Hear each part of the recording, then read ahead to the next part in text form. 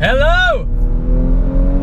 Excuse me for 1 minute while I indulge myself just where I am. 2 weeks from Christmas, I flew this morning to Malaga in southern Spain to hop in the brand new Audi RS4. And the roads are phenomenal. What I didn't mention was when I left England, it was snowing. Anyway, welcome. Very special moment indeed. We are back with Audi now. Listen, this is totally unintentional. I know the channel has been very Audi heavy lately. It's just the way it's landed. Regardless, this is a big moment. Now, for Audi fans, and particularly for RS aficionados, the RS4, I believe, has always had a very special place in Audi history. Now, a little bit about the lineage and what has evolved recently within Audi themselves. I wouldn't go so far as to say that Quattro has gone, but in days gone by, Quattro was always the stamp of performance from Audi. But however, in recent years, Audi has gone through somewhat of a rebrand, and now basically anything that comes out of Audi that is fast is under the name of Audi Sport. Quattro, of course, still exists in its fantastic all-wheel drive system, but this is now an Audi Sport product. And what's changed? Well, interestingly, power is still exactly the same. 444 brake horsepower is in the outgoing naturally aspirated V8, which is odd. You might think that's strange, new car, you should up the performance. However, and bear with me on this, engine has actually downsized. Now we shouldn't be too surprised at that just because that's the way the world is going. And die-hard RS fans might be huffing and puffing and going, what is going on with the world? However, with the downsizing in engine capacity is the upsizing in torque, and that is where turbo tech and really where that twisting power that you get from torque is what we feel through our receptacles as a human. It's all about torque. That's what gives us that feeling of thrust when we mash our foot on the right hand pedal. So this car is actually up by 125 pounds-feet of torque, a very similar figure to its brake horsepower. It's pushing out 443 pounds-feet of torque and 444 brake horsepower.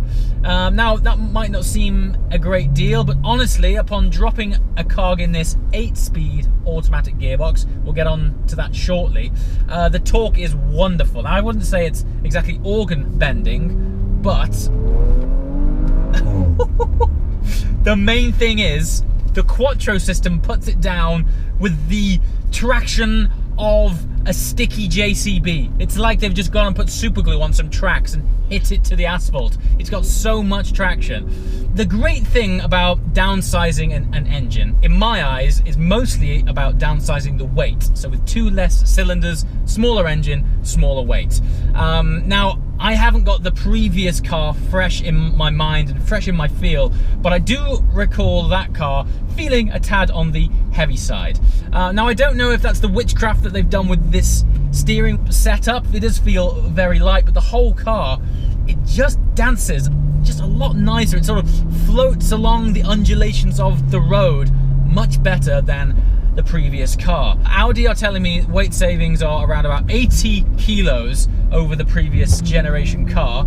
Of course, we've got an entirely new chassis because it's based on the brand new A4 chassis, which, you know, as a platform to base a car on is already brilliant. But now you're mating it to an RS product. Yeah.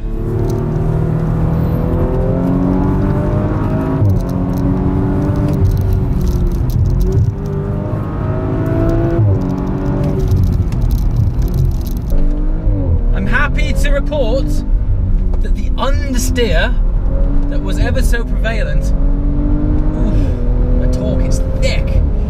Yeah, the understeer nightmares of old appear. Let's just check out this left. It's alright. It's there, but I think it's there as a bit of a sort of safety net rather than it just not being set up properly. Yeah, I mean, if you carry some braking into the corner, it's planted. It is great. Now, of course, I mean, honestly, I'm driving this road fairly swift right now. We have to remember the platform we're in as well. This thing has, you know, space for the family. a boot for DIY and traction for snow.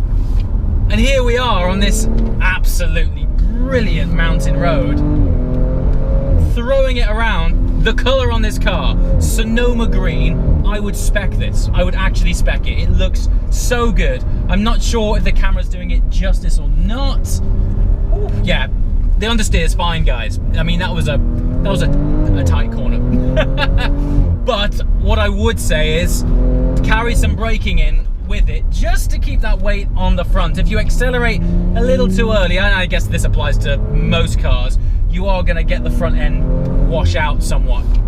But no, it's there for you. It's there. Tires. Now, for whatever reason, the new RS4 is running Hankook tires. Now, I've got nothing against Hankook, but it does seem an odd choice. I can't help but feel Hankook have done them quite a good deal to get the rubber on these rims.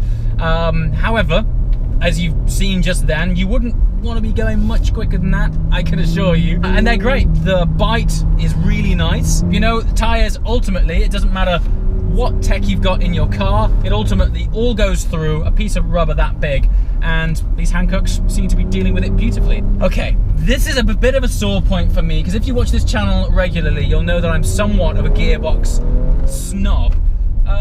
We aren't twin clutch in this. I don't know why, I just expected Audi, because it's now, this car falls under the Audi Sport product category, I thought they might have put in something that was a little bit more driver focused.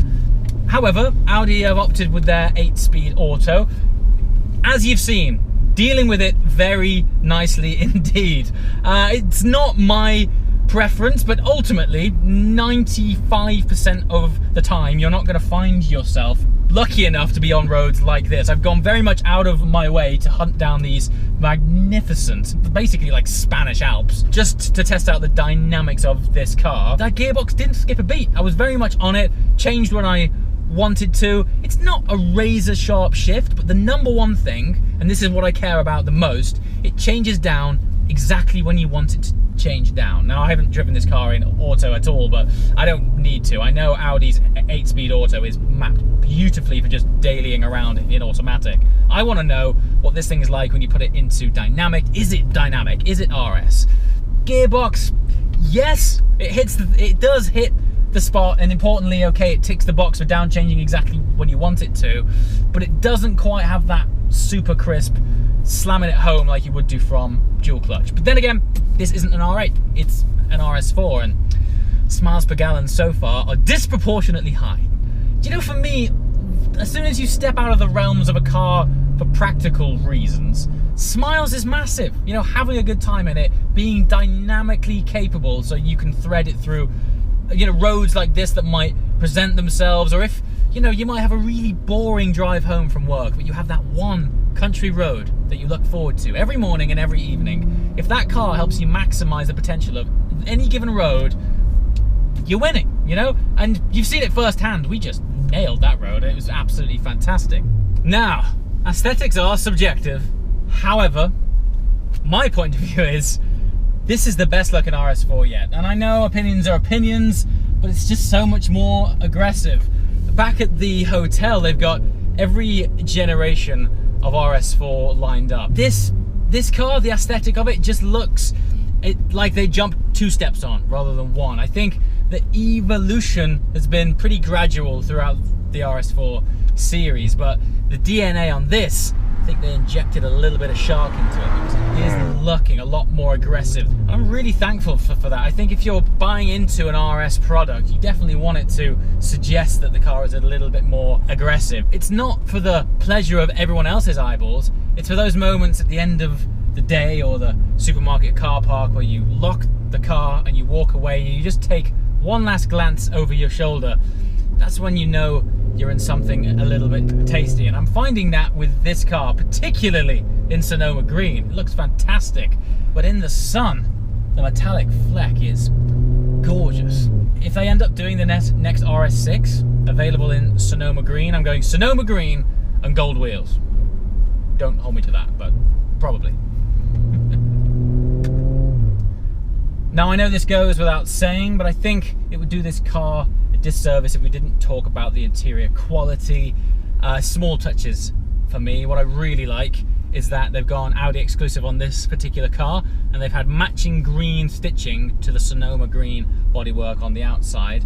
I've noticed, spending a lot more time recently, as you'll know, with Audi, their attention to detail is actually much higher than I think we give them credit for, particularly on their exclusive series. The things they do. I'm not sure if you've seen on the seat belts of the R8 V10 Spider, there's an option to have microphones stitched into the seat belt so that you can make a clear phone call when the roof is down. It's a really nice touch. It's something you probably wouldn't ever see if someone didn't point it out to you. But it's these little details that Audi are really starting to improve their game, and yeah, I think it's something that if you're around any posh Audis, keep an eye out for all of these little tweaks that just sort of elevate it above the standard car. So there we have it. Now, because I was driving this car with enthusiasm, it's the whole time it has been in dynamic. Now at times it has been a little bit stiff, but of course the beauty of Audis, and I should say the beauty of RS products, is you can go from raging dynamic to pretty chilled comfort mode with literally the flick of a switch. I absolutely love that about RS products. It's like one moment you can attack this road like nobody's business. I referred to my RS6 as a tarmac terrorist, and that DNA filters down all the way to this car. But the moment that I just want to chill, take in this sunset, there's few cars that switch personalities as well as an RS car, and I really appreciate that. You know, ultimately, it's very nice driving these cars on these fantastic roads, but back home when you just want to chill and you're stuck in traffic and, you know, you might be on the motorway, it's just nice. Everything calms down, the valves in the exhaust close, and it's tranquility. And on that note, take this opportunity to sign off. As always, guys, thank you so much for watching. I'll see you next time. Ciao.